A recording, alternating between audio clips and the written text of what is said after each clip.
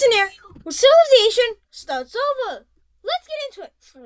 This is season 2, episode 24 of the series, and get right into it. This is the final part of World War Zero, and this is also going to be the peace treaty episode of World War Zero.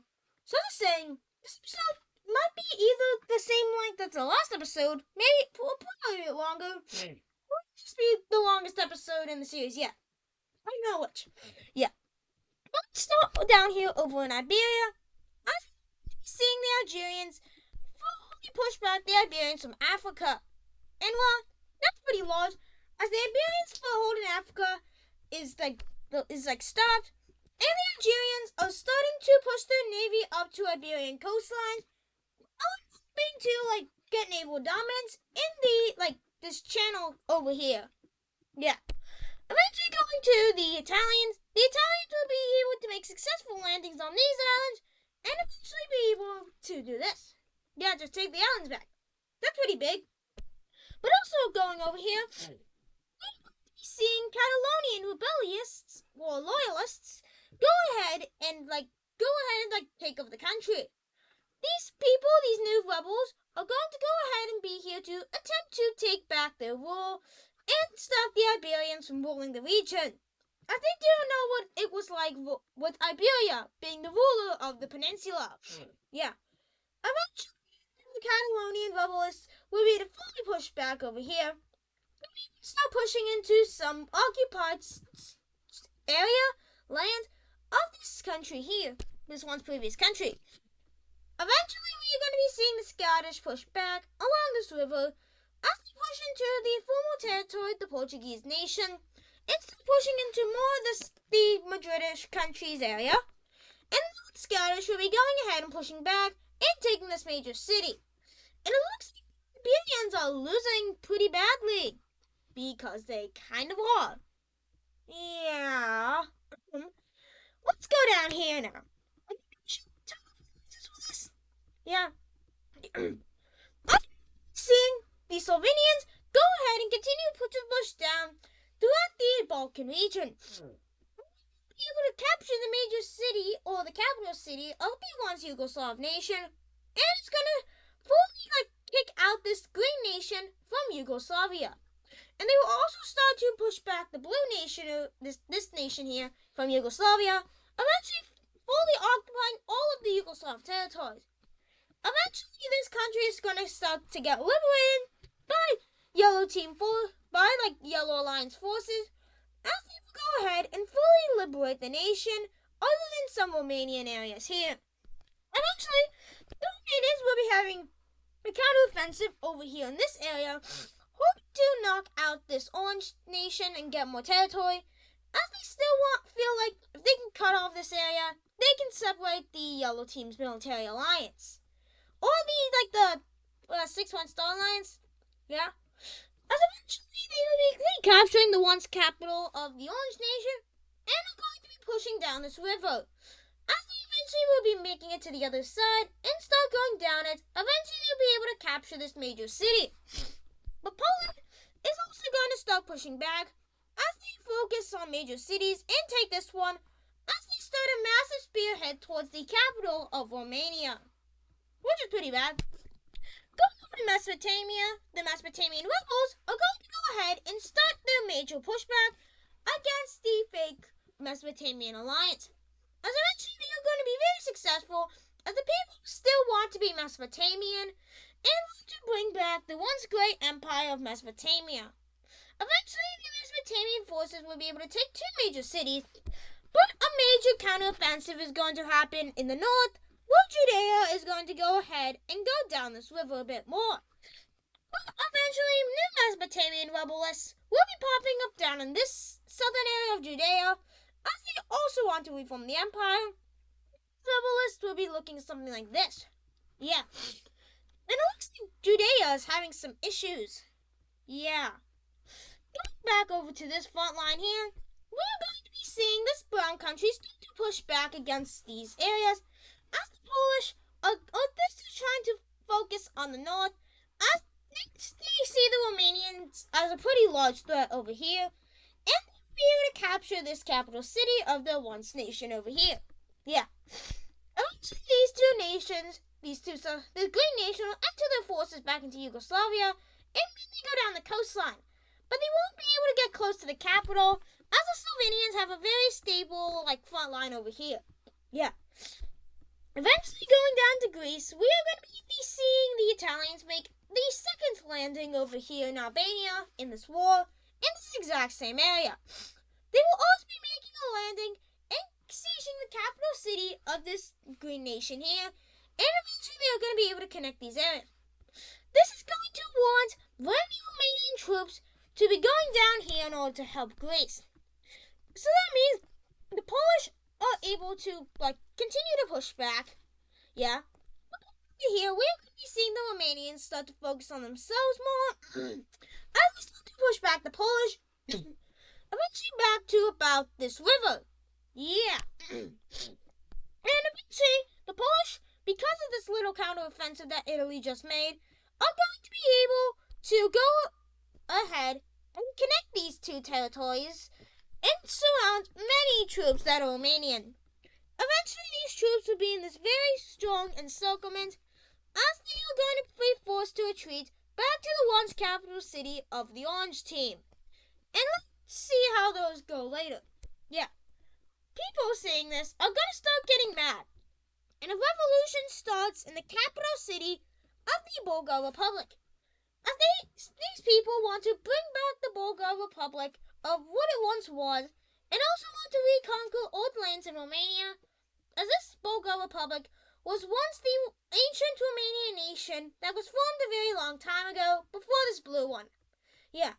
Eventually these rebels are going to be in a very weird shape, but they will be able to fully occupy all of what the northern Romanians have occupied, and will be able to fully occupy all of their lost territory.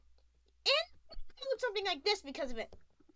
The blue team is going to start pushing back as they take this major city. And eventually the Bulgar forces, having a lot of support from the people, are going to be able to go ahead and start making many counteroffensives over here as they take this major city and even this one. And this is pretty bad for Romania, as this is the first major revolution over here in this area. Yeah. And even this area is starting to rebel, as people in these Russian areas don't really want to be a part of Romania anymore. What Romania is going to attempt to do to make their people happy is they're going to attempt to push back Poland as much as possible. They have an invasion plan to push the Polish back to here, and eventually take these troops, and eventually go down here and encircle all these troops, and eventually, if they can knock out Switzerland, where they can send troops up north and south in order to separate the empire and basically single-handedly win this war. Yeah. So let's see how this invasion plan goes. This operation is going to be what should I call this operation? I don't know. It's an operation to to separate the rest of the Polish alliance. Yeah. And the Romanians will be successful at first as they go ahead and fully occupy the Polish claims they have, as they will start to push into some Polish territories, eventually taking this major city, and will be starting to work their way around and start to get down to this major city. As many Romanian troops will start entering into this area and eventually encircle these troops and eventually reach up with these Romanian troops, as they will fully capture and unalive all of these troops over here. And the Romanians are doing very well, as I'm going ahead and absolutely destroying the remaining forces over here in the once Orange Nation, as they start to go ahead and even take this major city. And well, it looks like it's going to go well first. All this is happening because of one singular Romanian general, who I don't want to make up a name. Yep, you guys make it up. Yeah. And his goal after this front is finished is going to be to take down this rebellion, and eventually go ahead and build a giant Romanian empire for his people. Yeah. And what the Romanians are going to do is this general is going to go ahead and go to occupy this country, which I don't know what to call this. This Slovenia here. and Austria here. I think I'll call this Hungary. Like this Hungarian nation here. Yeah. As they will be and fully occupying the Swiss territories that were occupied, and occupy all the Polish territories in this nation. Eventually, this general will be going ahead and taking down the rest of the Slovenian claims over here, and are going to start absolutely destroying the rest of this area here. As the Brown Nation is going to go ahead and take and occupy this territory, and even is able to occupy the capital city of the Yugoslav nation, as they start to push onto this capital here, or this of Slovenia. Yeah, and Polish finally see this guy's weakness. This general is just this kind of like Napoleon, just not very good with like defensives. He's very good at offensing, and he just very quick movements in order to get his troops everywhere. But he doesn't really defend these territories. So well, the Polish are going to be very quick to push back and reach capture their major city as they go ahead and fully occupy other one's territory, and they start to push down this area. Eventually, revolutions will pop up in this nation. As this nation here that once existed and is now here back again is very nationalistic and has very nationalistic people, so they will be rebelling for the cause of their people and for Poland in this war. Yeah. As they go ahead and fully occupy their territory and start the march north. Eventually, Slovenia is going to go ahead and start to push back against this general, as the general is working to send more troops up here to stop Poland. Yeah. As they will be eventually able to connect these two territories here, and basically are starting the giant encirclement. As these troops will go ahead and mess up supply lines through this major city by capturing it, they will be going ahead and pushing down. As the Polish will be targeting and taking this major city, and eventually with supply lines deeply damaged, we'll be able to encircle this giant fleet of Romanian troops fully occupying this nation. Yeah. Eventually this encirclement is going to be fully, made, and eventually these guys can't get out.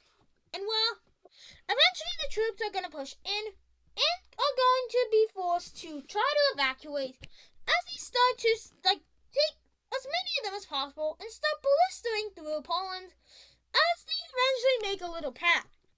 And now, millions of troops are flooding out of this tiny little path, but the Polish aren't able to push through it, and this will able to allow the rest of the troops to go ahead and occupy this territory. And well, this is, a very bad thing for Romania, as Romania has just lost a bunch of their territory. Yeah. As all these troops will be going ahead, and most of them will be evacuating because of a different general. And this is not under the king's rule, and that general is unarrived in the capital city because he didn't follow orders, even though he saved millions of troops in this front line. And this is going to cause outrage in Romania. The leader of Romania has just unalived the one beloved generals in the entirety of the Romanian nation, and the people are going to be done as they start to go crazy. And what I mean by crazy is anarchy. Moldovan anarchists will start to pop up over here and fully take over the entirety of the Moldovan region. And eventually, Romania is going to start getting ballisted by nations like Poland, as the people are seeing more military failures, as the leader has resorted to conscription. Yeah. And there's literally no reserves, no main army fighting now. Yeah. All of them are gone, because that leader decided to send them out to Poland, the Polish front lines, where they all got unalived. Yeah. The Romanians will be able to push back against the Polish a tiny bit, but won't be able to push back against the Moldovan anarchists, as they will go ahead and blister the capital city, and it's almost under siege. Eventually, a new area is going to rebel away the Romanian occupied territories of Russia, as all of these territories here that are occupied by Romania and Russia will be breaking away. And yeah, that's thing, and eventually the green team is going to start invading and on their own side, and even these rebels here, as the rest of this territory is kind of like gobbled up by all these nations around here. Yeah, specifically the Moldovan anarchists, as they mainly capture this area. And the reason the white is so they're anarchy, and we'll be dividing them later in the peace treaty. But actually, the capital will be under siege as the leader is gone. He is on the line in front of the town, and people actually like it. As the bulk of rebellionists will be going ahead and capturing a lot of their old land. Yeah, as the Romanian-occupied Russian revolutionists. Yeah, the Romanian-occupied Russian revolutionists. Very good name, Mike. Yeah. The Polish will be going ahead and taking more territory until the Moldovan anarchists will be taking that back. Yeah. As these Moldovan anarchists will be able to go ahead and fully capture the rest of the Romanian state and quote-unquote reform the Romanian state, even though it's very divided. Yeah. Let's go to the alliance layer now. As a new alliance decides to attack this alliance, and another alliance member decides to betray that very alliance. And, well, let me show you over here. As Persia starts the invasion of Judea, and Caucasia starts the invasion of Judea. Yep. Basically, Caucasia and Persia both declare war on this alliance. Yeah. And that's not very good, as Caucasia is your ally. As Caucasian troops are quick to enter the Kurdistanian nation and eventually take its capital city, which will force a lot of troops to start to go out as Caucasian troops go down the Judean front line. Eventually, Persian troops, seeing what the Caucasians are doing, are going to attempt to make this encirclement, which is going to go very successfully. As Persian troops start to go ahead and absolutely ballista these territories here of the once Azerbaijani nation and fully occupy it, except for the Caucasian occupational zone. The Kurdistani country representatively will be occupied by Caucasia. And Judea is not in a very good position. Yeah, that's the thing. But let's go back to Iberia now. As revolutionaries will be popping up in Portugal and in Spain. These revolutionaries want to take their throne and want to bring back the once great nations that the Iberians over time have conquered. And while basically these nations will be kind of being a pain in the thumb for Iberia.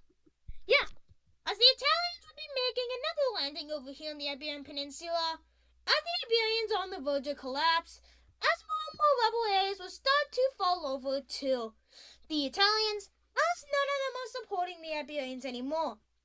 Many people supported the Iberian conquest at first, until the Iberians lost a lot of land up north, and now people are unrestful and wanting to bring back Iberia, and are now wanting to just bring back the empire. And okay, anarchy is happening in Iberia. Anarchists will be going ahead and popping up over here in Iberia, and the Italians, seeing what's happening over here in Romania with the anarchists, don't want to have that happening on their territory, because the Polish, are not doing very nice things. But the Iberian government will still survive, but the capital is under siege, as the Iberian anarchists will be falling and collapsing, as the remainder of the Iberian government will be surrendering over to the Italians, as the Iberian front is over, and the Italians are sending their full force over to this alliance. Yeah. Eventually, these two Anatolian nations are going to decide to leave the war. Surprisingly, form a union in the Anatolian Peninsula. And basically, this nation wants to gain more land, so they will also be invading the Judeans, as they want to, they didn't really like their alliance anyways, and now that they're united, they see a purpose for fighting back against it. And Egypt is going to join in on the mess too, as Judea is going to be going ahead and continuing to get absolutely blistered, as Egypt take this major city.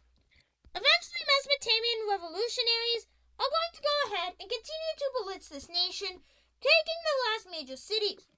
Eventually, the Union of Anatolia, which is brand new and very much a thing, it just came out of nowhere, surprisingly. These areas have wanted to unite for a long time, but the governments haven't let them.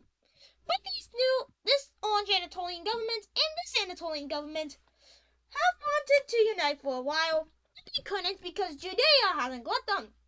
And what's the reason for betraying? As people wanted to unite, but Judea didn't let them, so yeah.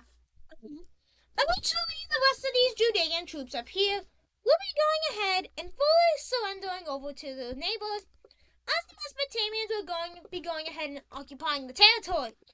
Eventually, Mesopotamians will reach the coastline, and eventually will be able to take more territory from Judea, as the Judean nation is going to collapse, as the remaining troops will be entering in through Egypt and Mesopotamia, as both troops get there at the same time, seize the capital, and force the Judean government to surrender. Yeah, and while Judea is gone, and the Union of Anatolia has ambitions for Greece and this entire region, their goal is stated that they want to form an empire that stretches something like this, going through the Balkans up here, and they want their imperial expansions to look something like this, which includes all of Greece. Yeah. So basically, oh my, you're joining the war too? Oh yeah, they kind of announced that, so it makes sense. As the Anatolian Union joins the war and stops the invasion of the red team and the blue team, eventually the Bulgar revolutionists will fully push back the blue team, and the Greeks, having so many front lines, are going to be forced to fall back their forces. As Muslims and anarchists are still going crazy, as they absolutely destroy places on the red team side. Yep, they dislike the Romanians so much that they are willing to destroy everybody that is on the side. Yeah. But eventually the Slovenians will be continuing to push back for the final time, as the Slovenian capital is Yugoslav capital is seized for the final time, as these nations will be going ahead and eventually fully collapsing the Brown nation, and eventually the Italians will go ahead and eventually will be forcing this tiny Yugoslav nation over here to fall, as these Moldovan thingies or just Romanian anarchists were going crazy, and eventually these nations are going to decide to unite into one in order to bring the cause of winning this war for their side. But who knows if that can happen, as Egypt has decided to invade. The Egyptians land their troops in Athens and quickly start the invasion, taking the once capital city of Athens, but they won't be able to get into the city itself. Eventually, the Bulgars will be going ahead and finally reaching the coastline, which is what they've wanted to do forever. The Anatolian Union will be snatching this territory and making a landing here and taking all this coastline for themselves. As the Italians will go ahead and take this major city, and eventually will be taking this one also. And eventually, well, Greeks are going to be collapsing, as the Anatolians will go ahead and take as much territory as they can, as they want all this for their empire. And eventually, the Egyptians will be capturing the capital city of Greece, officially forcing the Greek government to surrender. And that is the end of World War Zero. I believe. I gotta check. Yeah, billion funds done. Yeah, everything's done. And that is the official end of World War Zero. And now we can get to looking at the peace treaty of World War Zero. So this is the map of the world before World War Zero. And well, this map is going to change a lot. So to make sure you guys can tell what's going on, I will be keeping this layer the same and updating it off camera. So well, let's now see the world after World War Zero. Peace treaty of World War Zero. let's get into it. So, start with Iberia. Iberia doesn't exist anymore, and I'm going to fix that. So basically, what happened in Iberia is Iberia, the main area, got split. As Portugal took this chunk, Spain took this chunk, Algeria took this chunk, and the Italians took this chunk and this chunk. Up to here, the Galician nation got split into this and this half. Yeah. And I forgot to remove its capital because it doesn't exist anymore. And I'll update all the religion stuff and other stuff later. This thing. I'll update this layer later. Yeah. Because this map has changed a lot, as you can see. Catalonia gained a little bit of land from this one Suez country and the southern country here.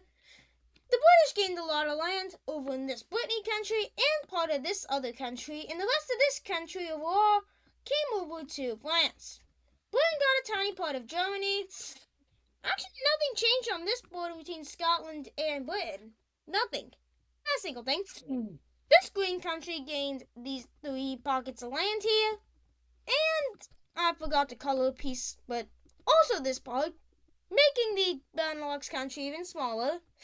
Yeah, that's a thing. Yeah. The French gained this chunk here, this chunk, and this chunk of other nations, and this nation expanded out to here, here, and here.